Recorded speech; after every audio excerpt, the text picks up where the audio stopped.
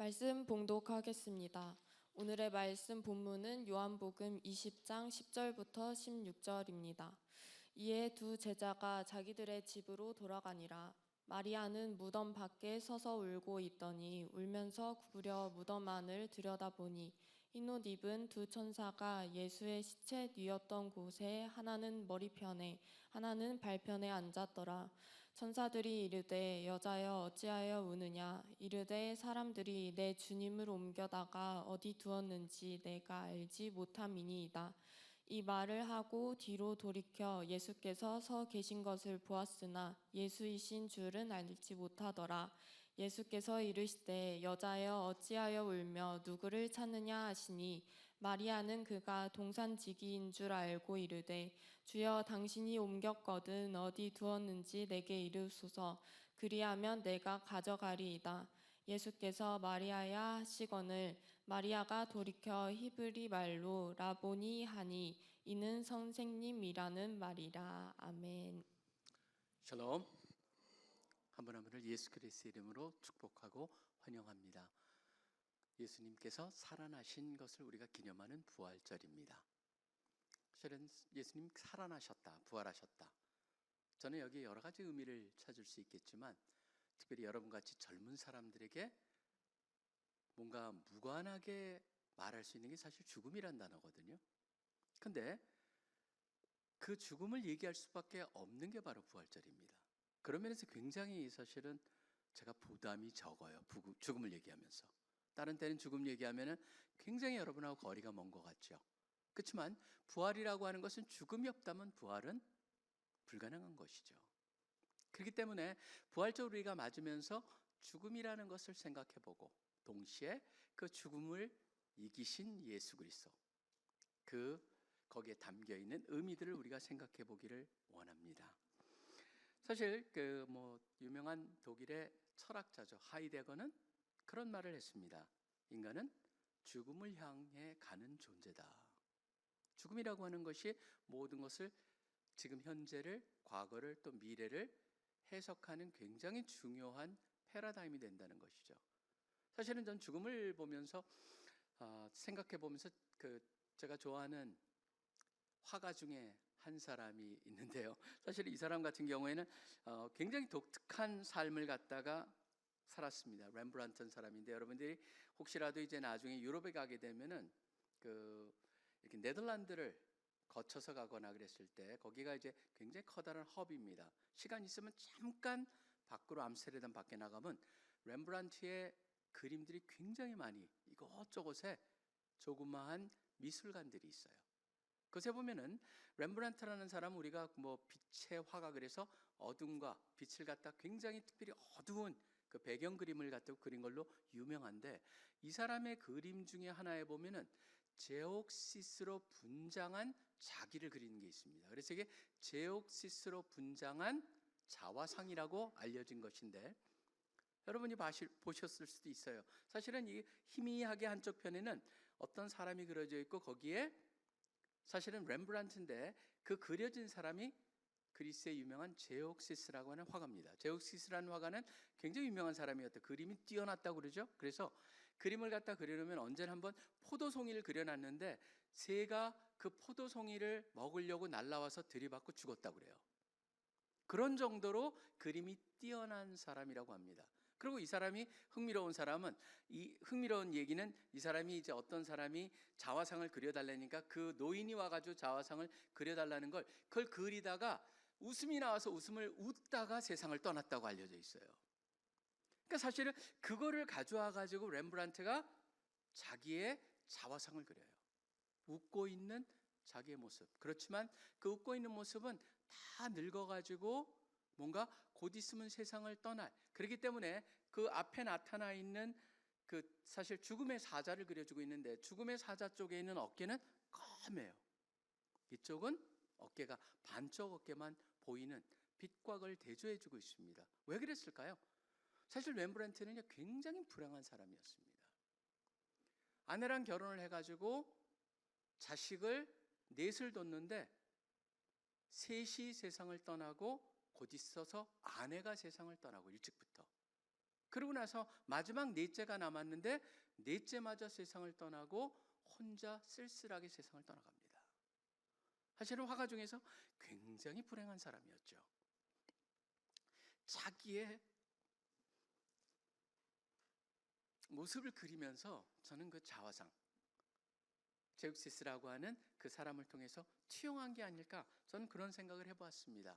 사실 제가 죽음을 얘기하는 거는 간단합니다. 뭐냐면 결국은 인생이 궁극적으로 그곳을 향하고 가고 있기 때문에 다시 죽음을 통해서 전도서의 메시지를 생각하게 만들죠. 그렇기 때문에 적당히 살지 말자. 우리의 삶에 진짜 의미를 두고 하나님의 섭리를 생각하면서 이 땅에서 지금 이 순간을 내가 어떻게 살아갈 것인가를 생각해보자 라고 하는 그런 의미로 제가 렘브란트 얘기를 잠깐 했었습니다. 아까 우리가 찬양 속에 나왔습니다. 부활을 생각하면서 예수님께서 단순히 죽음에서 부활하셨다, 그것을 갖다가 얘기하는 게 있지만 거기에 담겨진 유명한 가장 중요한 것은 무엇입니까? 바로 승리했다라고 하는 말은요, 죽음을 이겼다는 거 아니에요. 사실 우리는 지금 우리한테는 익숙하지 않은 표현이지만 구약이나 신약 시대나 마찬가지입니다. 항상 승리, 전쟁에서 돌아오는 왕은요 그냥 돌아오지 않습니다. 전쟁에서 돌아오는 왕은 뭘 합니까? 이긴 그곳에 모든 획득한, 전쟁을 통해서 가져온 그 수많은 선물을 가져서 백성들과 그 다음에 모든 함께 참여했던 군사들한테 나눠주는 개념이 있습니다. 바로 이기신 그분한테는 선물이라고 하는 것이 꼭 존재한다는 것이죠. 부활의 선물은 무엇일까? 부활에 담겨있는 우리를 향한 그런 선물이 무엇일까? 그것을 생각해 보자라는 것입니다. 죽음을 향해서 사람들이 그것을 때로는 인지하지 못하고 살 수가 있고, 죽음에 대해서 잊고 있고, 그 다음에 어떤 사람은 심지어 그걸 부정해 보려고 온갖 살려고 바둥대는 그런 세상 속에서 결국은 누구나 그 밑에는 뭐가 있다는 걸 보여줍니까? 언더커런트라 하죠. 그 밑에 흐르는 건 뭐냐면 누구나 죽는다는 것을 알고 있고 깨닫고 있고, 그것이 바로 동물과 인간의 근본적인 차이. 그런데 오늘 말씀 속에서는 뭐가 나옵니까? 바로 그것을 이기신 예수 그리스도, 부활의 첫 열매가 되셨다라고 하는 것을 통해서 우리 모두도 바로 그러한 부활이 나의 것이 될 수 있다, 그것을 분명히 해주고 있습니다. 부활의 선물은 무엇일까요? 저는 첫 번째, 부활이 요구하는 증거는 바로 우리에게 믿음을 요구한다는 것을 기억해야 됩니다. 믿음을 요구합니다. 사실 많은 사람들이 부활을 얘기하게 되면은 믿지 않는 사람들, 잘 모르는 사람들은 제일 먼저 나오는 게 뭡니까? 바로 뭐냐면은 그게 나중에 다 만들어진 걸 것이다 라고 하는 그런 생각을 갖고 있습니다. 부활의 증거가 충분하냐? 아니다. 그거는 한참 후에 만들어진 걸 것이다. 근데 여러분, 사실은요, 여러분들이 정확히 알아야 될 것은 그런 말을 하는 사람들한테는 뭐라고 해야 됩니까? 조금만 더 한번 부활의 증거를 공부해 보십시오라고 말하길 원합니다. 왜 그러냐면은 부활이라고 하는 얘기를 하고 있는 성경에 제일 먼저 하고 있는 것을, 성경책에 나와 있는 제일 먼저 사건을 얘기해 보면 그게 언제인 줄 아십니까? 고린도전서 15장에 나와요. 고린도전서 15장은요 주후 55년쯤에 쓰여진 공적인 편지입니다. 55년이라면은 예수님께서 30년 좀 지나가지고, 그러니까 사실 플러스 마이너스 해가지고 여러분 보시면 예수님께서는 사람들이 잘못 계산해가지고 예수님이 태어나신 게 사실 한참 뒤에요. 조금 예수님을 갖다가 그렇기 때문에 따져보면 한 20년밖에 차이가 안 나요. 예수님이 돌아가신 그 시간하고 이것이 쓰여진 것이. 그러면 20년 동안에 여러분 어떤 일이 일어났습니까? 만약에 그 어떤 사람이 거짓말로 조작을 했다면은 그 20년, 제가 지난주에도 말씀드렸습니다. 제가 심천 갔던 게 40년 정도 전인데 누가 봐서 말도 안 되는 얘기를 한다 그러면은 과연 그게 가능할까요? 엑스플로 74 때 엄청난 일을 거짓말한다면은 그것도 가능할까요? 증인들이 남아 있어요. 그건 뭘 말하냐면 바로 결코 이것은 조작될 수가 없었다. 그리고 만약에 조작이었다라고 한다면은요, 여러분 잘 생각해 보십시오.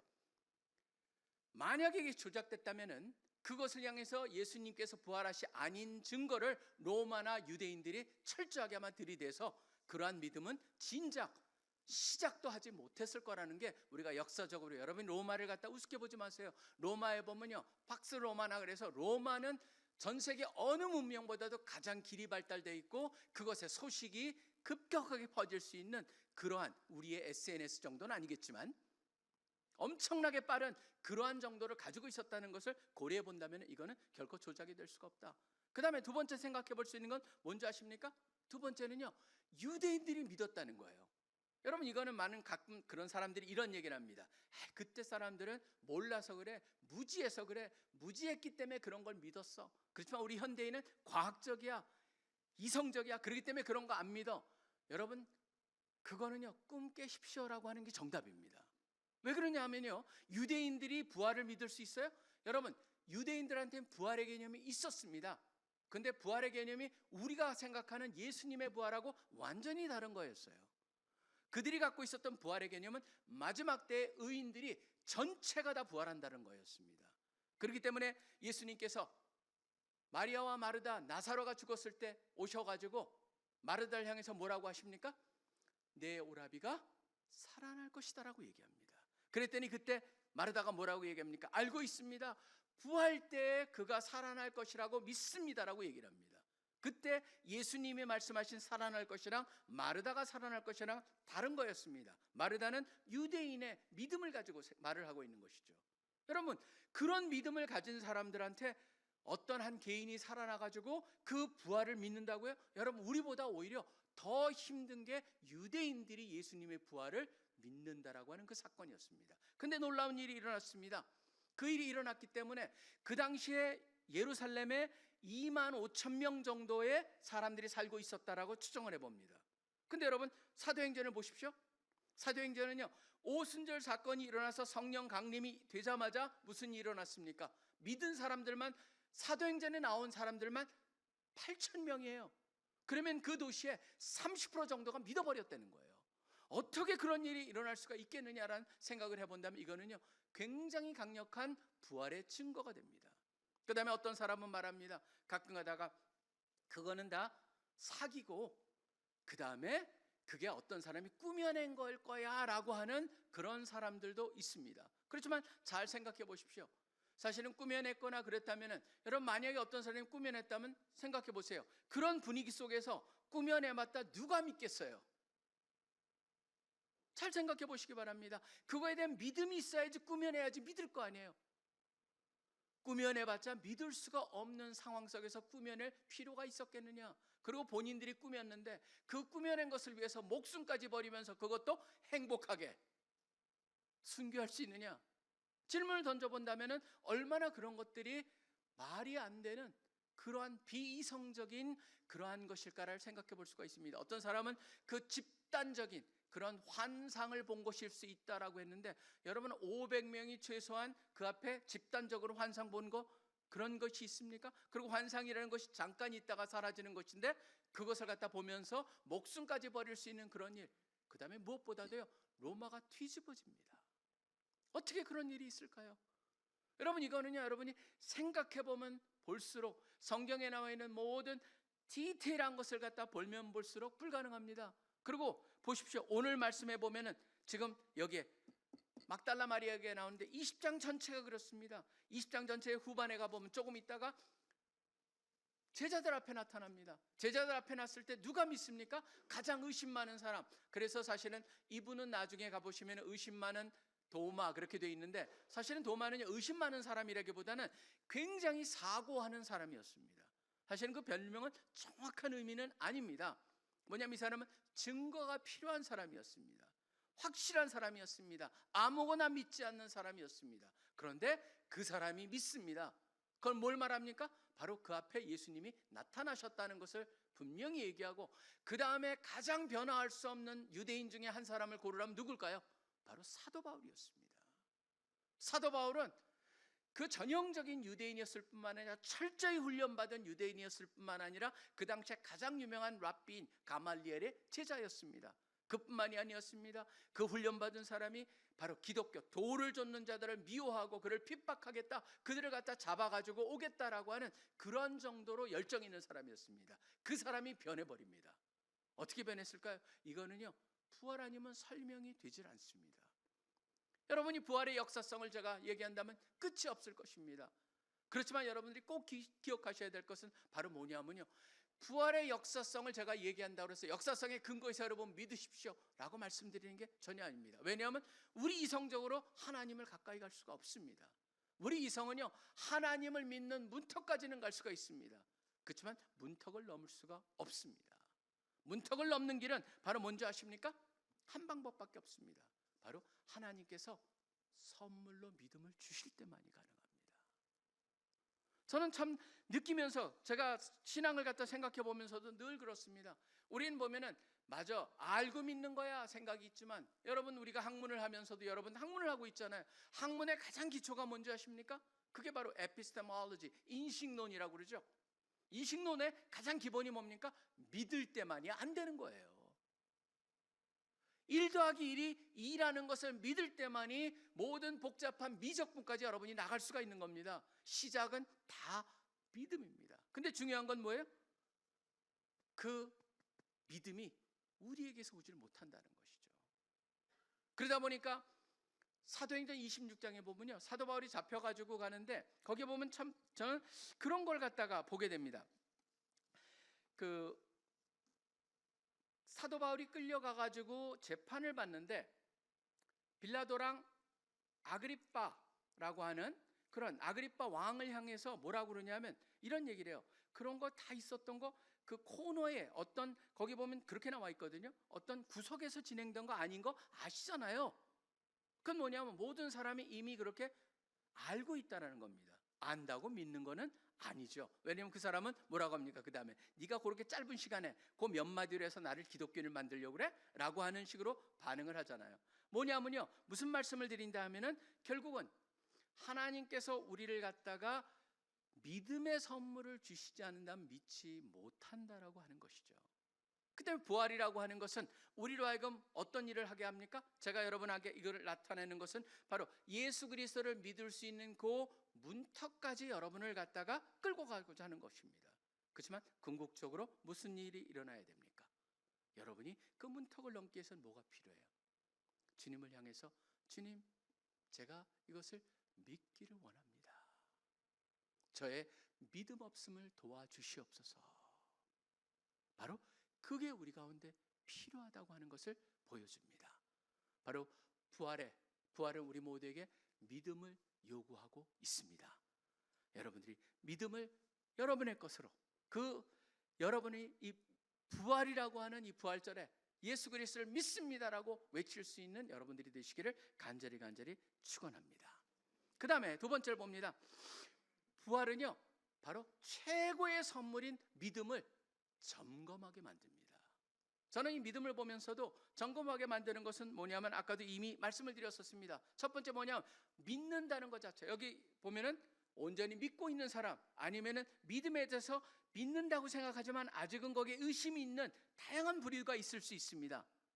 근데 여러분이 보신다면은 믿는다고 한다면은 그 다음에 믿음에 대해서 의심이 있는 사람들이나 누구나 보면은 믿음은 궁극적으로 뭐를 분명히 알아야 되냐면 믿음 자체가 우리 스스로는 분명히 알아야 될 게 불가능하다는 거. 하나님이 도와주시지 않으면. 제가 잠깐 한번 아까 말씀드린 걸 잠깐 한번 보시죠. 어디냐면 사도행전을 아까 제가 읽지 않았었는데 여러분 같이 한번 보시고 잠깐 무슨 말씀을 드리려고 하는지 보시길 바랍니다. 사도행전 26장을 보시면은 26장에 특별히 23절에 보시면은 26장 23절에 보시면은 사도 바울이 거기서 얘기를 하는데 이런 얘기를 합니다. 다른 걸 얘기를 하지 않습니다. 특별히 뭐를 강조하냐면 23절에 보면은 곧 그리스도가 고난을 받으실 것과 죽은 자 가운데서 먼저 다시 살아나사 이스라엘과 이방인들에게 빛을 전하시리라 하니라라고 되어 있습니다. 여기 보면 다시 살아나서라고 하는 말이 강조가 되어 있습니다. 그랬고 나서 26절에 보면 아그리빠한테 얘기를 합니다. 베스도한테 얘기했더니 미쳤다. 그러니까 26절에 아그리빠를 향해서 뭐라고 얘기합니까? 왕께서는 이 일을 아시기로 내가 왕께 담대히 말하노니 이 일에 하나라도 아시지 못함이 없는 줄 믿나이다. 이 일은 한쪽 구성에서 행하진 것이 아니나이다 라고 얘기합니다. 무슨 말입니까? 지금 당신이 유대인의 왕으로서 유대인들은 대부분 이 사건을 다 안 되는 거예요. 이미 그게 모든 사람이 알고 있다. 그랬더니 아그리빠가 바울에게 뭐라고 얘기합니까? 네가 적은 말로, 우리는 적은 말로 그랬지만 영어에 보면 그렇게 quickly, 나를 그렇게 쉽게 권하여 그리스도인이 되게 하려 하느냐? 부정하지 않습니다. 그런 일 다 거짓말이라고 알려준 거 아니야? 뭐 이렇게 얘기하지 않습니다. 알고 있다는 전제죠. 사실은 제가 이걸 보면서 느끼는 게 뭐냐면요, 오늘 말씀도 마찬가지입니다. 예수님이 돌아가셨을 때, 예수님이 살아계셨을 때 계속적으로 살아날 것을 얘기하셨고 실제로 살아나셨는데, 살아날 것을 얘기하신 그 자체를 갖다 제일 많이 들은 사람들이 제자들이잖아요. 근데 제자들이 그거를 전혀 기억하고 있지 못해요. 결국 그건 뭐냐면 듣는 것 자체로, 그냥 아는 것 자체로 믿음이 되지 않는다는 겁니다. 저는 그렇기 때문에 늘 생각하는 건 뭐냐면, 결국 믿음은 뭡니까? 하나님이 끌고 오시지 않으면 안 되는 것이구나. 결국 믿는다면 뭘 말해요? 하나님께서 그 믿는 사람한테 역사하신 증거가 되는 것이죠. 저는 제가 믿는다는 건 우연이 아니라고 생각합니다. 제가 이성적으로 하나님을 알게 되었고 공부했기 때문에 믿었다라고 절대 그렇게 생각하지 않습니다. 왜 그러냐면 그렇게 돼가지고는 바로 갈 수 있는 한계가 있기 때문입니다. 하나님께서 여러분 가운데 역사하셨습니다. 그렇기 때문에 여러분이 믿고 계시는 거예요. 그러다 보니까 베드로를 향해서도 뭐라고 얘기하십니까? 바로 주님은 살아계신 하나님의 그리스도시요 하나님의 아들이라고 고백을 하니까 뭐라고 합니까? 그것을 얘기 알려주신 분은 바로 하늘에 계신 아버지 하나님이다라고 하는 얘기를 하고 있지 않습니까? 바로 불가능한 날이 한 것이 일어난 것이죠. 많은 사람들이 불가능한 일이 일어나는 것은 왜 그러냐면요, 예수님을 믿지 않는 분이 계실지라도, 믿지 않는 사람들은 바로 예수님을 믿지 않기 때문에 그것이 비어있는 게 아닙니다. 다른 걸로 채워져 있습니다. 바로 다른 걸 채워진 것 대신에 다른 게 예수님이 들어가야 되기 때문에 그것이 우리가 하지 못하고 하나님께서 하신다라고 하는 것이죠. 불가능한 일이 일어났습니다. 믿는 사람들한테는. 그 다음에 두 번째는 또 뭡니까? 믿음은요, 우리가 가끔가다 잘못 생각하는 것이 있습니다. 바로 기독교의 믿음은 뭐냐면은 어떤 교리 몇 개를 믿는 것이다라고 하는 것은 그런 착각을 갖습니다. 사실은 아니죠. 그게 바로 기독교랑 다른 모든 종교의 차이입니다. 불교는 8정도, 이슬람은 5개의 기둥. 그렇지만 예수님은, 바로 우리 기독교는 뭡니까? 어떤 교리를 믿는 게 아니고 바로 뭐냐면 예수님과의 관계입니다. 바로 예수님과의 특별한 관계, 개인적인 관계가 바로 가장 신앙의 핵심이라는 것을 여러분이 기억하셔야 됩니다. 어떤 사람은 가끔가다 얘기합니다. 내가 믿지 않고 그냥 예수님이 좋은 분이니까 그 가르침은 믿어. 그렇지만 지난번에도 계속적으로 말씀드린 게 뭡니까? 믿지 않고 예수님과 관계가 없으면 예수님의 가르침은 아무 의미가 없습니다. 그렇기 때문에 우리가 예수님과의 그런 관계, 그것을 갖다가 생각해 보아야 된다는 것이고, 마지막으로 또 세 번째는 뭐냐면은, 또 우리가 믿음을 생각하면서, 믿음은 바로 뭐냐면은 여기에 20장에 보시면요, 요한복음 20장으로 다시 가보면 여기 굉장히 독특한 단어 하나가 쓰입니다. 우리 성경에서 쓱 지나갔는데 20장 6절이에요. 예수님의 거기가 비었다라고 하는 마리아의 얘기를 듣고 시몬 베드로가 조금 더 나이가 많아서 그런지 요한보다는 늦게 도착을 합니다. 근데 요한은 앞에서 망설이는데 베드로는 역시 성격답게 그냥 치고 들어갑니다. 들어가는데 뭐합니까? 들어가서 6절에 보시면 시몬 베드로는 따라와서 무덤에 들어가 그 다음에 중요한 단어가 나옵니다. 뭐냐면 본이라고 하는 단어입니다. 여러분, 이 본이라는 단어가 헬라에서 보면 테오레오라고 하는 단어인데, 이 단어에서 나온 게 뭐냐면 그 수학에서 말하는 테오렘, 명제니 뭐니 그런 게 여기서 나오는 단어입니다. 이거는요, 자세히 살폈다라고 하는 단어입니다. 자세히 살펴본 거예요. 뭘 봤습니까? 세모포가 왜 놓여있지 저기에? 저거 예수님의 시체를 쌌던 거 아니야? 그 다음에 머리를 쌌던 수건은 세모포와 함께 그 잘 개져가지고 놓여있는 그것을 보면서 어떻게 된 거예요? 사고하는 것이죠. 사실 저는 이걸 보면서도 뭐였냐면 바로 그것을 사고하면서 일어난 게 뭐예요? 뒤집어지는 거예요. 패러다임이 바뀌는 거예요. 그러니까 기초가 바뀌어버린 것이죠. 모든 것이 바뀌어버리는 것이죠. 삶이 바뀌어버리는 것이죠. 그렇기 때문에 우리 CCC를 갖다가 우리가 우리의 정체성이 무엇일까라고 고민하다가 우리가 함께 같이 마음을 모은 게 라이프, 생명을 트랜스포밍, 뒤집어 엎는, 바뀌어지는, 온전히 패러다임이 시프트가 되는 그러한 커뮤니타스다라고 얘기를 하고 있는 것이죠. 바로 믿음을 통해서 여러분이 갖고 계시는 믿음이 있다면 바로 그게 패러다임이 바뀌어버린 것이다. 그렇기 때문에 그 헬라에 보면 항상 믿음이란 단어 다음에 전치사가 나옵니다. 뭐가 나면 헬라어로 에이스란 단어가 나오는데 에이스란 단어는요 into라고 하는 단어입니다. 영어에 보면은 영어로 번역한다면 그렇기 때문에 그 안으로 믿는다. 그게 무슨 말일까요? 거기에 흡수되고 하나가 되고 융화되고 온전히 그거에 의해서 우리가 변해버리는, 그것이 하나가 되는, 다른 것들이 완전히 합쳐가지고 하나가 돼버리는 그런 의미가 바로 전치사 에이스라고 하는 인투라고 하는데 담겨 있는 것이죠. 바로 근본적인 변화가 일어나는 것, 그것이 믿음이라고 하는 걸 보게 됩니다. 그 다음에 또 믿음은 뭡니까? 오늘 제가 아까 도마의 얘기가 또 읽은 것, 잠깐 도마를 말씀드렸는데 여기서도 뭐라고 하십니까? 도마는 생각하는 사람이었습니다. 자기가 확인해 보지 않으면 될 수가 없었던 사람이었습니다. 근데 그 사람을 향해서 27절에 예수님께서 뭐라고 얘기하십니까? 도마에게 이르시되 네 손가락을 이리 내밀어 내 손을 보고 네 손을 내밀어 내 옆구리에 넣어보라. 중요한 건 뭐예요? 그리하여 믿음 없는 자가 되지 말고 믿는 자가 되라고 말씀을 하십니다. 우리의 믿음은 어떤 믿음이어야 될까요? 저는요 예수님과의 관계 근본을 깨고 불가능한 하나님의 간섭을 통해서 이루어진 믿음은요 궁극적으로 뭐가 되어야 됩니까? 도마를 통해서 가르쳐 주시는 게 뭐예요? 여러분들이 의심을 있을 수가 있어요. 중요한 건 뭐냐면 그 의심을 의심해 보라라고 하는 겁니다. 왜 내가 의심하고 있는가? 왜냐하면 현대인은요 의심이라고 하는 것이 언제부턴가 그것이 굉장히 자기가 똑똑한 것이라고 하는 착각 속에 있습니다. 그렇지만 그 의심을 의심해보는 시간을 갖고 있지 않습니다. 저는 오늘 말씀을 통해서 다시 한번 의심을 의심해 보십시오. 그래서 지금 예수님의 말씀하시는 우리를 향한 믿음 없는 자가 되지 말고 믿는 자가 될 것을 말씀하고 계시는 겁니다.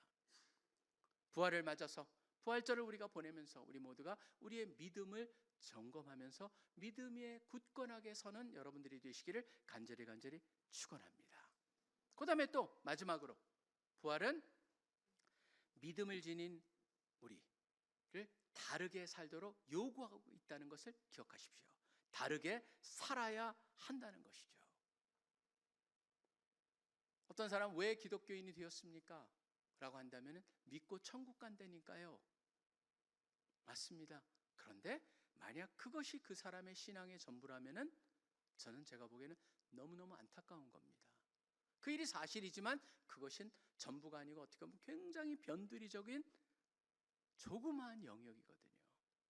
왜 그러냐면 보십시오. 믿는다는 것에 담겨있는 의미는 뭡니까? 저는 한번 이런 생각을 해봅니다. 여기 보면 20장에 보시면요 예수님께서 이렇게 얘기하십니다. 17절에 보면 막달라 마리아가 예수님을 보자마자 한 일이 뭐예요? 예수님을 붙잡은 거예요. 꽉.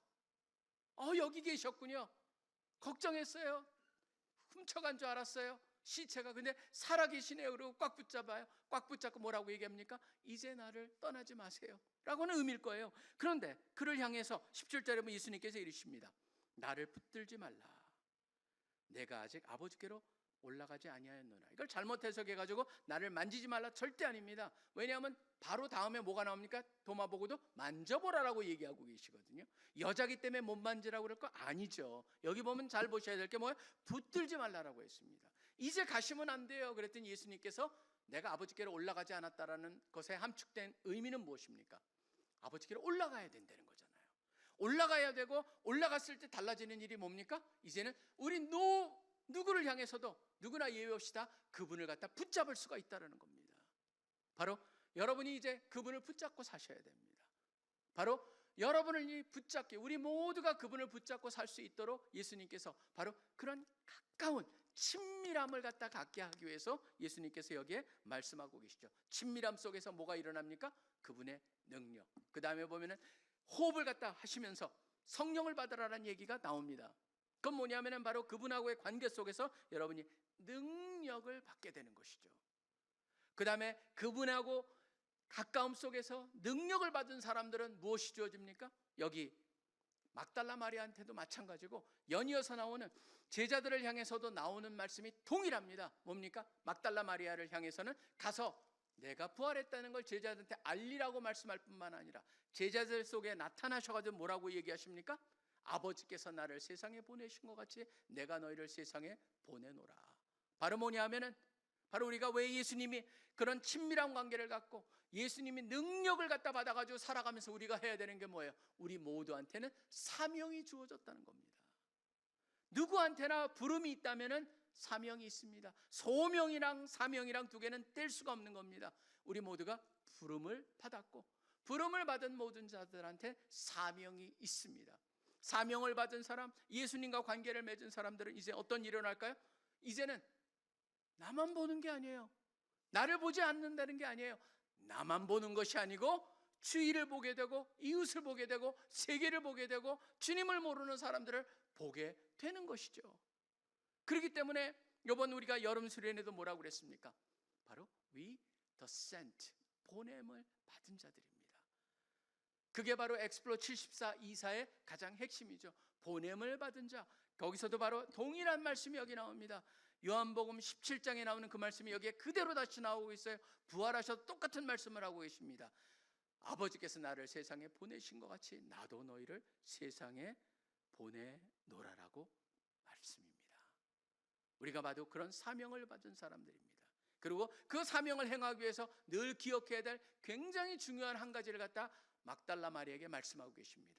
어떤 걸 하십니까? 예수님께서 마리아야라고 이름을 부르십니다. 이게 아무것도 아닌 것 같죠?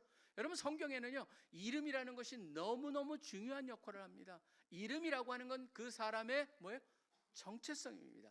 그 사람이 어떤 사람인가를 말하고 있는 겁니다. 그렇기 때문에 이름을 불렀다라고 하는 것은 그냥 단순히 여러분이 갖고 있기 때문에 부르는 이름, 그것과 좀 다릅니다. 성경에 말하는 이름이라고 하는 건 바로 너의 정체성이 무엇인가를 인정해주고 네가 그만큼 나한테 소중한 존재라고 하는 것을 얘기해 주고 계시는 것이죠. 마리아야라고 얘기합니다. 여러분 보시면은 성경 전체가 그렇습니다.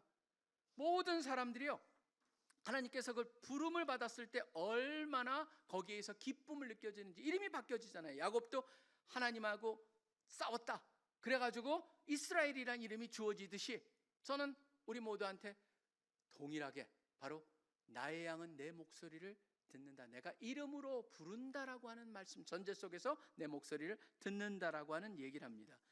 여러분, 김춘수라고 하는 시인의 꽃이 있습니다. 전 봄이 되면은 늘 이 시가 생각나는데, 왜냐하면 김 목사님이 가장 좋아하시던 시인 중에 하나가 바로 김춘수라고 하는 분이었습니다.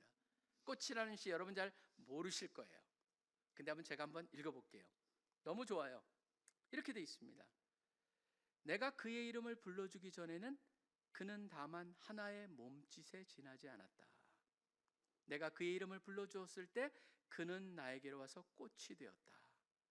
내가 그의 이름을 불러준 것처럼 나의 이 빛깔과 향기에 알맞은 누가 나의 이름을 불러다오, 그에게로 가서 나도 그의 꽃이 되고 싶다. 우리들은 모두 무엇이 되고 싶다. 너는 나에게, 나는 너에게 잊혀지지 않는 하나의 눈짓이 되고 싶다. 모두가 뭡니까? 갈망이 있습니다. 특별한 존재이기를 원합니다. 그렇지 않은 사람 하나도 없습니다. 심지어 어떤 사람은 범죄를 저질면서도 자기의 존재를 알리고자 하는 그런 이상한 사람들이 있을 정도로 누구나 특별한 존재가 되기를 원합니다. 근데 예수님께서 우리의 이름을 불러주십니다. 불러주시면서 바로 우리에게 뭐를 부여하시는 거예요? 바로 너를 향한 나의 마음, 하나님의 마음, 하나님의 사랑, 한 사람 한 사람이 얼마나 귀중한 존재인가라고 하는 그것, 바로 그것이 분명할 때 우리는요 더 이상 이 세상 속에서 나의 존재를 드러내려고 그것을 위해서 일하거나 그것을 위해서 노력하는 것이 필요가 없게 됩니다. 왜 그러냐면 바로 이 세상 전체에 가장 중요한 분이 나를 갖다 인정해 주셨는데, 바로 그렇기 때문에 이제는 그 인정받은 자세로 우리는 세상 속에서 여러분이 여러분을 갖다 세상에 증명해 볼 필요가 없습니다. 왜냐하면 하나님이 이미 여러분을 증명하셨고 받아주셨기 때문에 이제는 자신감을 갖고 세상 속에서 여러분이 맡겨주신 일들, 하고자 하는 일을 여러분의 탤런트에 맞춰서 살면 되는 것이죠. 그렇기 때문에 예수님과 하나가 되었을 때, 예수님과 하나가 되면서 그분하고 특별한 관계 속에 살아날 때 바로 어떤 게 생깁니까? 예수님이 말씀하시는 그리스도의 향기가 풍겨져 나오게 되어 있습니다. 제가 지난번에 조향사의 글을 읽어봤습니다. 향기를 만드는 분이죠. 그냥 저는 향수가 다 똑같은 향수, 그냥 아무거나 넣으면 되나 보다. 그게 아니더라고요. 향수도 아주 특별하게, 거기 보면은 향수도 피라미드로 그려져 가지고 탑 향기, 그걸 갖다 탑 노트라고 얘기합니다. 그 다음에 미들 노트, 중간 향기, 그 다음에 베이스 노트, 이 세 개가 있어요. 그래서 탑 노트는 딱 맞자마자 처음에 휘발성이 강하기 때문에 냄새가 확 오는 한 2, 30분 머물다가 하는 거. 그러니까 처음에 향수를 딱 맡겼을 때 여러분이 느끼는 냄새, 그게 바로 탑 노트예요. 그 다음에 5시간 정도 계속적으로 유지되는 그게 뭐냐면 미들 노트라고 그러는데 조향사들은 이걸 갖다가 바로 하트 노트, 소울 노트라고 합니다. 바로 그게 향수의 가장 고급진 것을 결정하게 한다는 것이죠. 그리고 그것이 날아간 후에도 잔향으로 남아있는 옷에, 여러분 보시면 향수 뿌리고 나면 옷에 나중에 냄새가 남잖아요. 그게 바로 베이스 노트라고 하는 건데 바로 그거는 계속적으로 남아있는 것. 전 그런 생각을 해봤어요. 조향사들은 미들 노트가 제일 그 향수의 가치를 결정한다고 생각을 말합니다. 근데 많은 사람들이 그 향기를 갖다 생각해 본다면은 기독교인들을 갖다가 보면서 바로 세상을 보듯이 똑같이 본다는 것이죠. 뭐냐면 바로 첫 번째 탑노트라고 하는 그걸로 사람들을 판단해 버리고 그러는데, 궁극적으로 우리가 느껴야 되는 것은 무엇입니까? 바로 우리 안에 담겨 있는 예수 그리스도, 지속적으로 오랫동안 우리의 가장 밑에 잔향으로 남을 수 있고, 또 우리가 가장 오랫동안 우리의 모습을 드러낼 수 있는 그 미들 노트라고 하는 그것이 예수님과 하나가 되면서 점점점 짙어져야 되지 않는가라는 생각을 해보았습니다. 지금 우리가 부활절 예배를 드립니다. 저는 부활절 주일을 맞으면서 여러분과 함께 질문을 던져봅니다.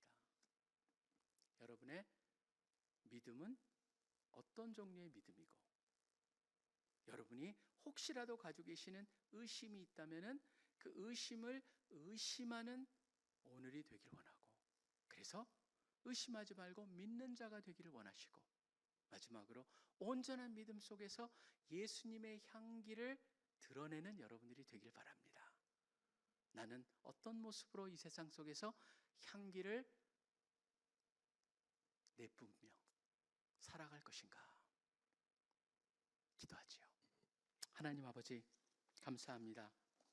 우리를 위해서 십자가에 돌아가시고 또 우리의 죄를 감당하셨을 뿐만 아니라 죽음에서 죽음을 이기고 살아나신, 승리하신 예수 그리스도를 찬양합니다. 우리가 부활을 생각하면서 다시 한번 보았습니다. 부활은 결국 우리를 마다 믿어야 된다 생각을 하고, 또 그것으로 이끌어주면서 동시에 우리가 현재 갖고 있는 우리의 위치, 우리가 믿고 있는 자라면 그 안에 일어난 하나님의 역사들, 하나님께서 얼마나 불가능한 일이 우리 가운데 일어나게 하셨는가를 생각하면서 감사와 찬양으로 이어지게 하여 주시고, 혹시라도 우리 가운데 의심이 있는 자들이 있다면 그 의심함을 통하여서 온전히 주님 앞에 믿음을 가지고 나아갈 수 있는 그런 신앙에 바로 설 수 있는 자들 되게 하여 주시옵소서. 그리고 더 나아가서 그것이 단순한 우리 하여금 천국에 가는 그러한 신앙이 아니라 이제는 우리에게 사명을 주셨고 우리에게 부여해 주신 그런 귀한 하나님의 사랑에 담긴 그런 정체성의 확인을 통하여서 이 세상을 살아갈 때 더욱더 담대하고, 또 세상에서 나를 향한 평가에 우리가 연연하기보다는 하나님께서 말씀하시는 소중한 존재라는 것을 기억하면서 자신 있게 또 담대하게 맡겨주신 일에 최선을 다하면서 우리가 하나님께 주신 그 탤런트를 온전히 발휘하면서 예수의 향기를 지속적으로 멋지게 드러내면서 사는 우리들 되게 하여 주시옵소서. 감사합니다. 주님을 찬양합니다. 모든 것 살아계시 역사하고 계시는 예수 그리스도 이름으로 간절히 기도합니다.